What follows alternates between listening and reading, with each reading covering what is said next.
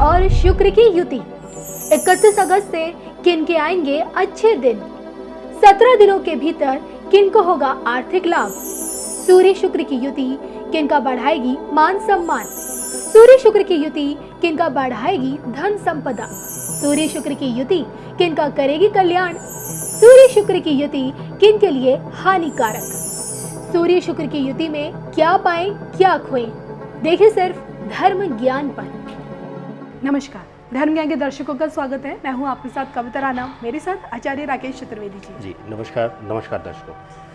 इस 31 अगस्त को शुक्र और सूर्य की युति बन रही है। जी हाँ, सिंह राशि में सूर्य शुक्र की युति, ये गोचर खास तौर पे कन्या राशि वाले जातकों के लिए क्या कुछ लेकर आने वाला है। इस युति के चलते आने वाले 17 दिन खास तौर पे आपके रिश्तों को लेकर, आपके काम कारोबार और आपके आर्थिक पक्ष के लिए कैसे रहेंगे ये 17 दिन, और किस प्रकार ये युति एक बड़ा बदलाव इन 17 दिनों में आपके जीवन में ला रही है, ये आज हम जानेंगे आचार्य जी से। सबसे पहले ये समझ लेते हैं कि सूर्य शुक्र की युति क्या कहती है, बताइए।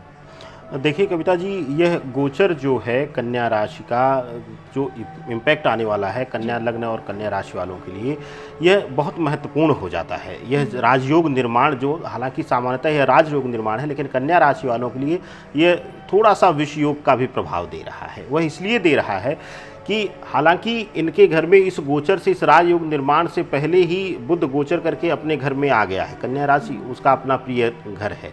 इसके साथ ही अब अगर देखा जाए कि जो स्थितियां बन रही हैं इस गोचर की, तो यह गोचर जो है उनके द्वादश भाव में, यानी कि मोक्ष के घर में, अंतिम घर में बन रहा है।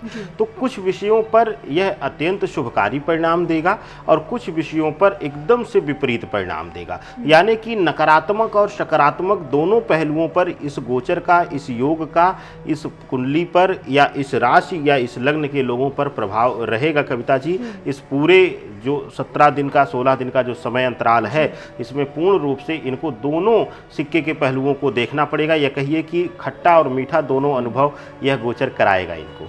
चलिए, तो आने वाले 17 दिन यानी कि 31 अगस्त के बाद का जो समय है आप लोगों के लिए कैसे रहेगा, खासतौर पर रिश्तों के मामले में। जी हाँ, आपका प्रेम प्रसंग, वैवाहिक जीवन सूर्य शुक्र की इस युति से कितना प्रभावित हो सकता है और किस तरह का रहेगा, मैं आचार्य जी से जानते हैं।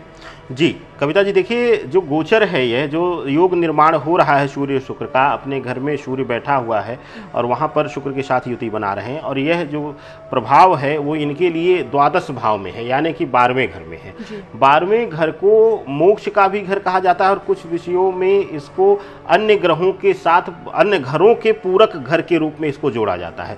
तो अगर रिश्तों के लिहाज से देखा जाए तो रिश्तों के विषय में यह जो समय है ये बड़ा शुभ होगा। बुध अपना स्वग्रही होकर बैठा हुआ है, केंद्र में है, लग्न में है, और गुरु जो है वह भी सप्तम भाव में बैठा हुआ है अपना स्वग्रही होकर। हालांकि गुरु वक्री है, तो थोड़ा सा इस समय जो है वह सूर्य और शुक्र का प्रभाव जो आएगा वह दर्शाता है कि रिश्तों में गलत आकर्षण, गलत भटकाव हो सकता है पार्टनर का, तो वहाँ पर थोड़ा सा एक समय थोड़ा सा तनाव मिल जाए। लेकिन ओवरऑल हर तरीके से संबंधों में यह मजबूती दर्शाता है और एक दूसरे की ताकत बनकर आप लोग इस समय, एक पार्टनर जो हैं वह एक दूसरे की ताकत बनने का प्रभाव दिखाएंगे इस समय, ना कि एक दूसरे की आंखों में आंसू या कमजोरी का प्रभाव। लेकिन इसके विपरीत जैसे ही हम अन्य रिश्तों की बात करते हैं, अन्य संबंधों के भाव पे आते हैं, तो सेकंड भाव में केतु और चंद्रमा जिस दिन गोचर हो रहा है उस दिन युति बना रहे हैं।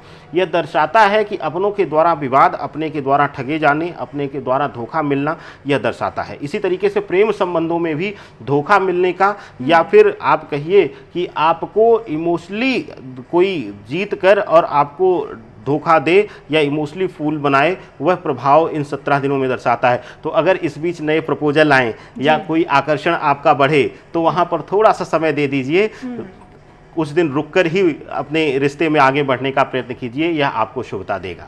चलिए, ये तो आपने इनके रिश्तों को लेकर बात की है।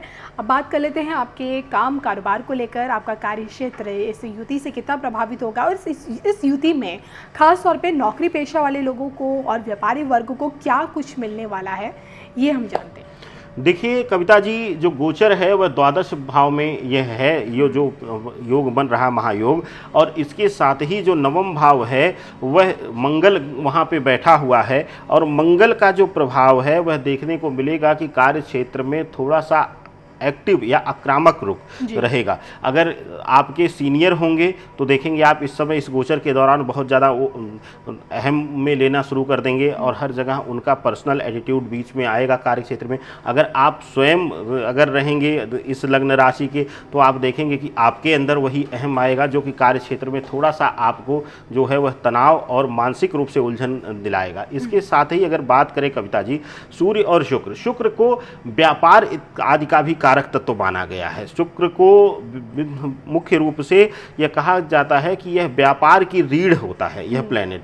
तो शुक्र का जो प्रभाव है और साथ ही साथ बुध केंद्र में है, लग्न में बैठा हुआ है, अपने घर में बैठा हुआ है, अपनी राशि में ही बैठा हुआ है, तो यहाँ पे देखने को मिलेगा कि व्यापारी बंधुओं के लिए वाणी भाव में आकर्षण और प्रभाव जिंदा करेगा। और विशेष रूप से कविता जी वह लोग जैसे कि आप एंकरिंग फील्ड से हैं या कला के क्षेत्र से जो लोग हैं जो कहीं ना कहीं अपनी वाणी भाव से बोलकर धनार्जन करने का या कार्य क्षेत्र है उनका, उनके लिए यह समय बहुत ही शुभ होने वाला है कविता जी। चलिए, ये आपने बताया कि काम कारोबार के मामले में भी ये युति इनके लिए कितना लाभदायक साबित हो रही है, लेकिन मैं आपसे ये भी जानना चाहूँगी कि इनका आर्थिक पक्ष इस युति में आने वाले 17 दिनों में इनका आर्थिक पक्ष कितना मजबूत रहेगा, कितने स्टेबल रहेंगे ये फाइनेंशियली? देखिए, मोक्ष के घर में है, द्वादश भाव में है, तो जाहिर सी बात है यह समय जो है इनको मजबूती देने का रहेगा। इस समय हो सकता है कि कुछ ऐसे आर्थिक निर्णय लें आप जो कि आने वाले समय में आपके मुसीबत के समय में वह अर्थ जो है वह धन जो है वह काम आए। तो कहने का मतलब है कि इस समय आप आर्थिक मजबूती की तरफ बढ़ेंगे और आर्थिक रूप से एक सुदृढ़ चैन बनाने का काम आप करेंगे। अब तक आप प्लानिंग के साथ नहीं चल रहे थे, लेकिन यह गोचर जो है वह है तो छोटे समय का है, लेकिन जब भी कोई शुभ संयोग बनता है कविता जी तो वह आने वाले जीवन को और जीवन की दिशा को परिवर्तित कर देता है। तो यह छोटा समय है लेकिन भरपूर आपके जीवन को बदलेगा और आर्थिक रूप से आपकी प्लानिंग, आपकी जो भविष्य को लेकर प्लानिंग है उसको मजबूत करेगा और आप आर्थिक रूप से इस गोचर में मजबूती हासिल करेंगे। ऐसे में इस युति में इन्हें क्या उपाय करने चाहिए इन 17 दिनों के अंदर अंदर? देखिए कविता जी, इसमें सबसे बड़ी दिक्कत इनके लिए रहेगी कि मंगल का नवम में आकर बैठना और बुध लग्न में शुक्रही होकर बैठना, तो वाणी भाव से इनको तीक्ष्ण या कहने हाजिर जवाब करेगा। तो इनको किसी भी पारिवारिक संबंधों से लेकर पर्सनल संबंधों में यह दिक्कत देने का प्रभाव करेगा। तो इनको प्रभाव करना है, इनको उपाय करना है, कोशिश करना है कि आप गणेश द्वादश नामावली या फिर गणेश अथर्वशीर्ष का पाठ करें। नहीं कर पाते हैं तो आप कुछ मत करिए, दूर्वा ले आकर रोज सुबह आप गणेश जी को अर्पित करिए। दूर्वा अति प्रिय है और कोशिश करें अगर दूर्वा ले आते हैं, समय रहता है तो दूर्वा को पीस लें, पानी में मिलाकर उससे अभिषेक कर दें, उनको जल दे दें। तो यह आपके लिए आपके जीवन में अद्भुत परिवर्तन लाएगा और आपकी वाणी भाव को एक स्थिरता देगा, एक बल देगा जो कि आपके प्रभाव में वृद्धि करेगा। जाते जाते बस आपसे जानना चाहूंगी, क्या इस युति से कहीं न कहीं कोई बड़ा नुकसान होने की क्या संभावना आपको नजर आ रही है? देखिए, सबसे बड़ी संभावना जो कविता जी दिख रहा है वह केतु चंद्रमा की युति है और वह है कुटुंब भाव पे।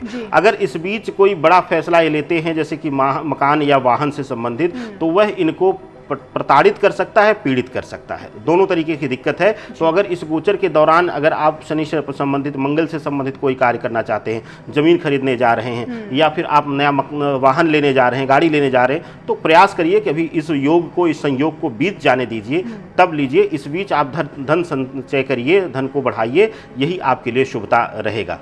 चलिए, तो ये थे मेरे साथ आचार्य राकेश चतुर्वेदी जी, जिनसे मैंने जाना कि 31 अगस्त से बन रहा ये शुक्र और सूर्य की ये जो युति है, जो गोचर है, आप लोगों के लिए खास तौर पे कन्या राशि वाले जातकों के लिए इन 17 दिनों के अंदर क्या कुछ लेकर आ रही है। इसी के साथ हम दोनों को दीजिए इजाजत। नमस्कार।